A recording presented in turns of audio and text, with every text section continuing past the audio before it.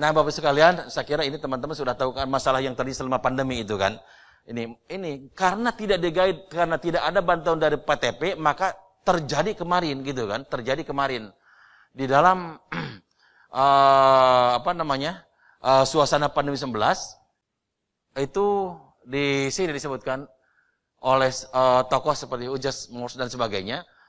Jadi yang terjadi kemarin selama tahun 2020 sampai sekarang itu adalah emergency remote teaching yang dilakukan oleh teman-teman di konvensional atau mungkin juga terjadi jenjang pendidikan di SMA, di SMP, di SD gitu. Jadi bukan online learning sebenarnya, tapi hanya emergency remote teaching saja, pembelajaran darurat saja. Pembelajaran darurat. Kenapa? Karena ini gitu kan faktornya. Less time for planning, limited assistance to design and instruction. Ini kan yang bisanya, ini kan sangat erat dengan kehadiran seorang PTP untuk assistant to design and instruction itu kan. Itu ada tugasnya instructional designer. Not all faculty comfortable teaching in online format. Banyak itu, seperti waktu saya kemarin berkunjung ke Sulawesi, ada perguruan tinggi di sana, ada beberapa profesor yang memang tidak begitu nyaman dengan online learning. Dia pengennya tatap muka aja. Seperti itu. Tidak semua orang suka. Lack of quality assurance program gitu kan. Dia juga mereka tidak punya internal quality assurance system bagaimana cara mengembangkan bahan ajar secara jarak jauh yang akan dikemas secara online. Juga mereka juga tidak paham karena mereka tidak ngerti tentang online pedagogi. Tidak pernah belajar online pedagogi gitu kan. Jadi asal saja gitu kan. Teaching in one size fits all framework. Jadi tidak ada satu teori, tidak ada satu metode gitu kan yang bisa untuk semuanya. Oleh karena itu maka dalam konteks pendidikan jarak jauh, online merupakan salah satu alternatif, tetapi juga ada alternatif lain yang bisa kita gunakan dalam rangka mengoptimalkan pembelajaran. Nah, beda dengan online learning inilah gitu ya. Online learning yang dilaksanakan oleh UT. Instructional process is planned and designed according quality guideline. Jadi proses pembelajarannya itu direncanakan dan didesain mengikuti quality guideline, petunjuk atau pedoman kualitas. Itu ada. Seperti UT itu kita punya yang namanya SIMINTAS, Sistem Penjaminan Kualitas. Itu mengarahkan bagaimana itu dilakukan. Content, media, IT expert, and instructional designer. Nah, di sini saya sebutkan instructional designer getting involved, terlibat dalam pengembangan bahan ajarnya. Di sini kan tidak. Nah, jadi harus dilibatkan PTP. Nah, mungkin juga ada perguruan tinggi yang jangan-jangan tidak punya instructional designer, gitu ya. Various support system are in place for the learners. Nah, mahasiswanya itu mungkin juga di tempatnya mereka tidak diedukasi dulu. Jadi mahasiswa tidak mengerti bagaimana cara belajar secara online dan seterusnya. Ini banyak sekali masalah gitu kan di sana. Baik, kita skip. Karena terlalu banyak ini bahasanya sekalian. Nah, ini langsung ini sekarang dengan peran PTP. Saya punya sisa waktu berapa menit lagi, Bu? 3 menit lagi? Aduh, harus kebut nih. It's a design involve creating learning experience based on the unique needs and specific audience or topic. Nah, jadi teman-teman semua, saya kira semua kita sekarang semakin paham, semakin sadar bahwa betapa sangat pentingnya kehadiran instructional designer dalam perumusan kurikulum, di dalam pengembangan bahan ajar, dan di dalam learning delivery-nya. Oleh karena itu, maka saya sangat menganjurkan seperti yang dilakukan UT saat ini gitu kan, teman-teman di perguruan konvensional atau juga mungkin dibutuhkan di kementerian yang lain yang terkait dengan kegiatan pendidikan dan pelatihan atau diklat, saya kira ini harus ada. Karena mereka nanti akan mendesain instrumen seperti apa. Mereka yang tahu ilmunya. Bapak dan Ibu mungkin jago-jago dalam konten expertnya, tetapi kita tidak paham bagaimana cara menyampaikan ilmu itu kepada orang lain. Apalagi secara misalnya jarak jauh. Berikutnya. Nah, ini adalah contoh gitu kan, ini berbagai modus yang kita lakukan dengan jarak jauh. Ada yang namanya UT Synchronous Services, juga kita punya UT Televisi, ada multimedia courseware, digital library, radio, dan lain-lainnya. Nah, jadi semua itu adalah tidak terlepas dari bantuan peran yang dilaksanakan oleh Instructional Designer atau PTP. Berikutnya. Nah, ini sebenarnya pengulasan dari yang tadi, bahwa di dalam pengembangan bahan ajar, di dalam penyelenggaraan kegiatan proses pembelajaran, kita membutuhkan seorang designer. Di sini nanti akan di sini ada content expert, di sini ada IT dan media expert. Jadi bahan ajar yang dikembangkan oleh IT, baik yang print learning material maupun yang digital, semuanya merupakan bantuan kontribusi yang diberikan oleh instructional designer. Nah, itu yang kita lakukan sampai dengan saat ini. Jadi perannya sangat besar dan itu tidak bisa ditawar. UT harus ada, harus punya. Dan alhamdulillah tadi Prof. Atwi adalah guru kami. Nah, di sekarang juga di sini ada Pak Pur ya. Pak Pur juga adalah orang IT gitu kan, yang selama ini banyak dilibatkan dalam kegiatan-kegiatan di UT. Termasuk istri cita Pak Pur sekarang itu menangani itu di UT, di P2 Amnia UT gitu kan. Karena mereka juga terlibat dalam pengembangan bahan ajar UT. Termasuk dari Prof. Eko, gitu ya. Di Indonesia itu profesi ID Indonesia masih sangat terbatas, gitu ya. Banyak orang-orang mungkin mereka secara pekerjaan sudah terlibat, tetapi tidak diberi ruang dulu itu dalam perusahaan karirnya. Kalau sekarang kan sudah jelas ada karir profesi untuk PTP, dan itu sangat berterima kasih kepada Pak Pur, kawan-kawan juga Ibu Garti yang telah membidani ini, sehingga nanti teman-teman di UT sekarang oleh kita diarahkan yang kerja di P2 M2 bahkan sebagai di fakultas untuk merintis karir di bidang PTP, karena sangat bagus dan menarik. Itu. Berikutnya. Nah, ini beberapa contoh-contoh peran yang dilakukan oleh PTP. Berikutnya, banyak banget ini. Coba yang berikutnya. Nah, teman-teman, ini juga peran daripada PTP ya. Berikutnya lagi, ini waktunya sangat terbatas. Nah, ini contoh-contoh peran yang harus dilakukan oleh PTP dengan content expert. Dia harus melakukan ensuring content match objectives gitu kan, reshaping content for changing needs, restructuring content and activities, creating testing multimedia. Ini adalah kerjaan yang dilakukan oleh para PTP, designer. Berat pekerjaannya. Jadi remunerasi juga harus bagus sebenarnya, Pak. Jangan ece-ece gitu, karena kerjanya sangat berat gitu kan. Kita sangat bertaruh kepada kemampuan kapasitas yang dimiliki oleh PTP. Kalau kemampuan PTP-nya jelek, maka hampir dapat dipastikan nanti bisa saja instructional goal-nya itu tidak akan tercapai. Ya kan? Nah, itu kita sangat bersandar kepada kapasitas yang dimiliki oleh PTP. Berikutnya, ini contohnya masih banyak sebenarnya.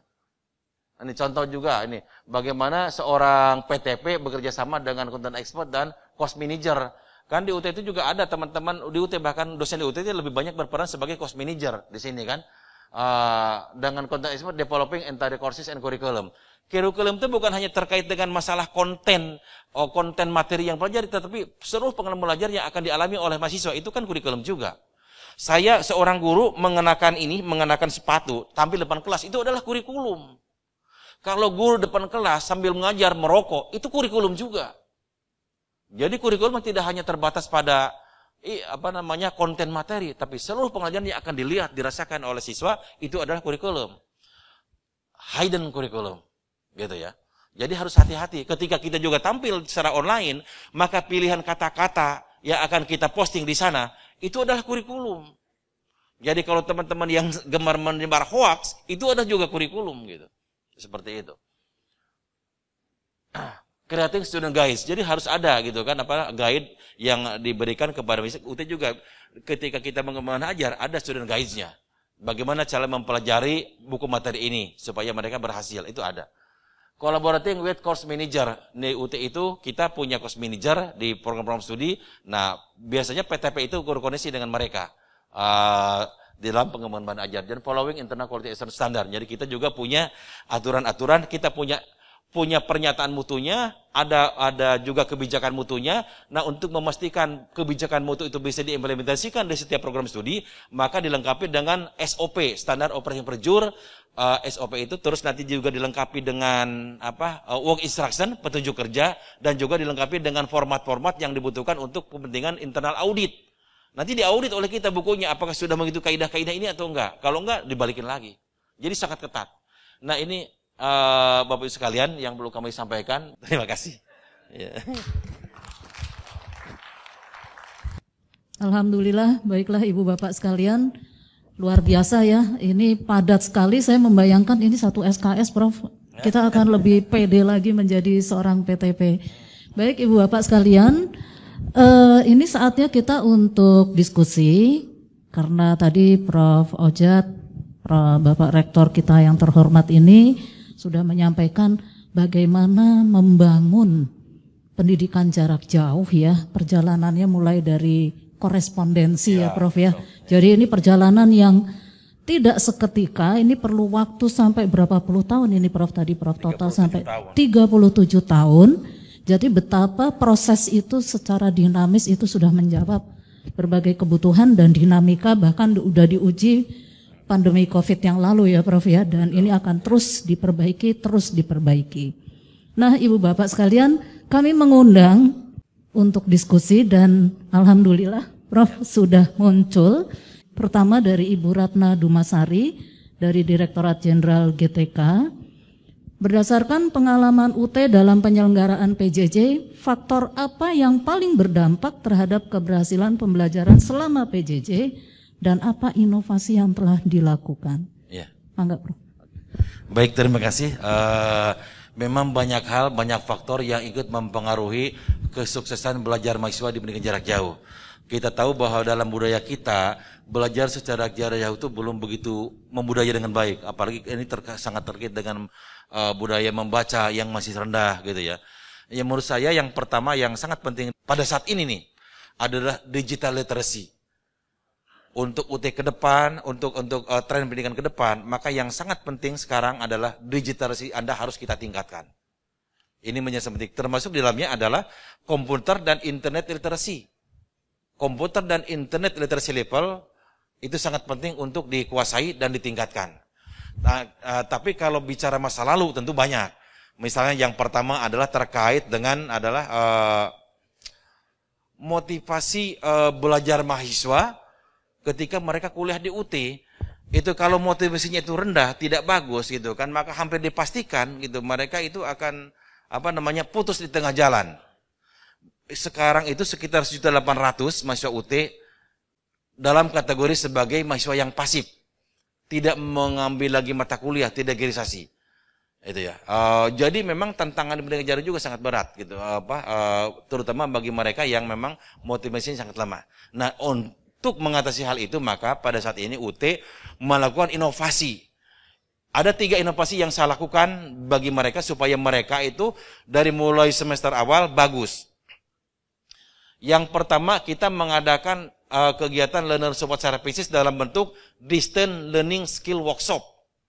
Nah, setelah mereka melakukan kegiatan OSMB, maka sejak tahun 2018 saya dalam program itu yang terbaru itu mengadakan distance learning skill workshop. Artinya seluruh jurus-jurus bagaimana cara belajar jarak jauh oleh kita berikan ketika mereka masuk bergabung ke UT. Supaya mereka well informed, supaya mereka siap, supaya mereka tahu bagaimana cara belajar jarak jauh. Jadi kita menyediakan fasilitas pelatihan workshop, distance learning skill workshop atau workshop keterampilan belajar jarak jauh. Itu inovasi yang pertama. Yang kedua, di tengah perjalanan mereka itu kan akan mengerjakan tugas-tugas mata kuliah yang diberikan oleh tutor, oleh dosen, gitu ya. Tugas mata kuliah, maka kita mengadakan assignment workshop. Workshop tugas mata kuliah supaya mereka itu percaya diri dalam mengerjakan tugas mata kuliah, tidak nyontek, tidak meminta bantuan orang lain untuk mengerjakan. Itu kan tidak bagus gitu. Jadi soft skill-nya juga kita bentuk, kita bangun. Kepercayaan dirinya kita bangun. Bagaimana cara menjawab soal? Gitu, menangkap makna yang ada dalam soal. Jangan sampai nanti soalnya ke utara, jawabannya ke selatan. Kita adakan assignment workshop. Kita keluarkan biayanya, gitu kan? Kita bangun di setiap OBJJ. Itu yang kedua. Inovasi yang ketiga adalah ketika mereka mau ujian akhir semester, mereka kan belum pernah, gitu kan, ujian di UT, ujian mungkin secara online, SWO, gitu kan. Nah, oleh kita diberikan workshop lagi di situ. Sebulan sebelumnya kita berikan workshop supaya mereka tahu. Yang pertama tahu tentang aturan ujian, sehingga mereka well informed kalau ada aturan-aturan yang dilanggar dalam ujian tersebut, mereka akan kena sanksi. Mereka harus tahu sanksi-sanksi apa yang akan dikenakan kepada peserta ujian ketika mereka melakukan cheating dalam ujian. Kita kasih tahu. Dipupuk kepercayaan dirinya, gitu kan. Disiapkan. Sementara ini kan sebelumnya hanya aturannya aja oleh kita di ini. Jangan joki, jangan nyontek, jangan itu macam-macam lah. Jangan bawa HP ke dalam ruangan, macam-macam. Itunya aja diperbaiki, tapi mahasiswanya tidak pernah diedukasi. Maka dalam keadaan saya itu kemarin, oleh saya, mahasiswa juga harus diedukasi, dikasih tahu, dijadikan pintar, gitu kan. Disiapkan mentalnya untuk ujian. Karena dalam pandangan saya, kalau peserta ujian tuh oleh kita tidak diedukasi, mereka akan selalu mencari kesempatan bagaimana caranya curang. Yang penting kan tujuannya bagaimana supaya lulus ujian kan. Nah, jadi mereka mencari kesempatan itu. Nah, supaya itu siap oleh kita, maka diadakan exam klinik. Itu. Seperti itu. Itu yang jadi ada 3 inovasi. Nah, itu cara yang kita lakukan supaya bisa mendorong kesuksesan belajar mahasiswa. Nah, ada aspek-aspek yang lain di daerah itu, seperti misalnya masalah yang terkait dengan jaringan. Jaringan di Indonesia itu kan kita bukan hanya bicara Jakarta, Bandung, Surabaya, gitu, Jogja gitu kan. Tapi banyak daerah-daerah terpencil. Indonesia kan ada 515 kabupaten kota. Banyak kabupaten-kabupaten yang akses ke internet tidak bagus. Jaringannya tidak ada, BTS-nya tidak ada gitu kan itu. Di daerah-daerah seperti itu. Nah, jadi itu juga merupakan salah satu penghambat. Itu salah satu penghambat di beberapa daerah untuk menikmati pembelajaran dalam jaringan yang disiapkan oleh UT. Nah, tentu yang berikutnya adalah terkait dengan masalah ekonomi. Masalah ekonomi mahasiswa, keluarga, itu juga bisa menjadi penghambat yang dirasakan oleh beberapa. Tapi UT juga berusaha membantu menyediakan beasiswa. Pada tahun ini UT menyediakan 16 miliar beasiswa untuk mahasiswa UT. Jadi cukup besar gitu ya. Saya kira itu Bu ya. Terima kasih Prof. Ibu Bapak sekalian yang saya hormati, luar biasa materi hari ini sekaligus pamungkas untuk bagaimana kita mendapat pembelajaran yang sangat baik, karena seorang desainer instruksional itu juga tidak cukup hanya tahu dari sisi bagaimana delivery sistemnya, tapi juga mengemas dengan teori yang benar agar pedagoginya itu juga menghasilkan hasil belajar yang maksimal. Dan dalam konteks PJJ, alhamdulillah Prof. Ojat Darojat ini Pak Rektor UT narasumber utama, karena di sekarang ini Rektor UT itu menjadi narasumber benchmark untuk bagaimana PJJ dibangun di perguruan tinggi, dan kita pun juga disinilah tempatnya untuk kita juga bisa memerankan diri sebagai PTP. Begitu ya Prof ya. Dan Bapak Ibu, kita waktunya juga istirahat. Aplaus kepada beliau Bapak Rektor UT yang kami hormati sama-sama. Terima kasih. Wassalamualaikum warahmatullahi wabarakatuh.